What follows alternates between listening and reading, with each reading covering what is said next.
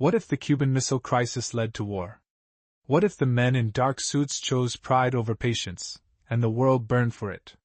In October 1962, the Earth held its breath. Two superpowers played with fire on opposite ends of the world, daring each other to blink. But no one did. Not in this version of history. One warning too sharp, one misread radar, one commander convinced he was already under attack, and then, detonation. They called it mutually assured destruction. But there was no mutuality, no assurance, only destruction. First came the blinding light, then the firestorms, the walls of heat, the shadows etched into stone. Cities vanished in seconds, erased like chalk under rain. Washington, Moscow, London, Beijing, New York, Berlin, all gone. The earth shuddered, but it did not scream. It fell into silence, a silence so complete it became part of the air. The war lasted less than 3 days. The aftermath has lasted 50 years. The sky turned black. Ash blotted out the sun, layer by choking layer. What remained of the atmosphere thickened into a permanent dusk. Crops failed. Oceans rose. The seasons died. There is only cold now. Cold,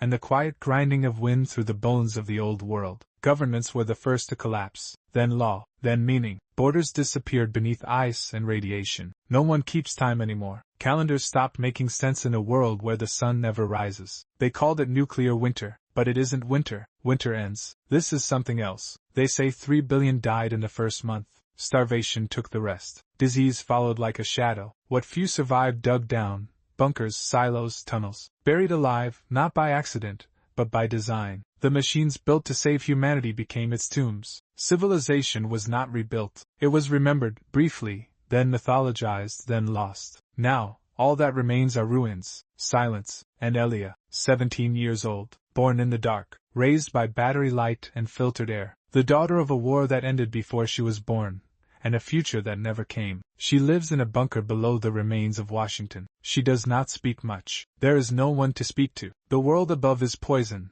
death measured by the tick of a Geiger counter, and yet she listens, and then one day, the signal comes, a whisper on an old frequency, cracked, static-filled, just a name, a place, Atlas, a direction north. She does not know what Atlas is, a person, a base, a myth, but she moves, because to stay still is death, and motion, however futile, feels like resistance. She climbs to the surface. She walks through the ruins. Blackened trees claw at the sky. Snow falls in slow, thick flakes, gray with ash and memory. Roads buckle beneath frost and silence. Cars sit rusted, doors ajar, lives abandoned mid-sentence. No one speaks anymore. There are no voices, only the wind, only the cold. And still she walks. She passes old signs, names of cities, populations crossed out, faded. She sees bones, not often, but often enough, sometimes still in their beds, sometimes curled beneath photographs of people they once loved. Sometimes she finds children's shoes. She does not cry. She does not scream. She walks. She finds no armies, no governments, only echoes, only the consequences of ego disguised as strength. Flags lie buried beneath snow and ash,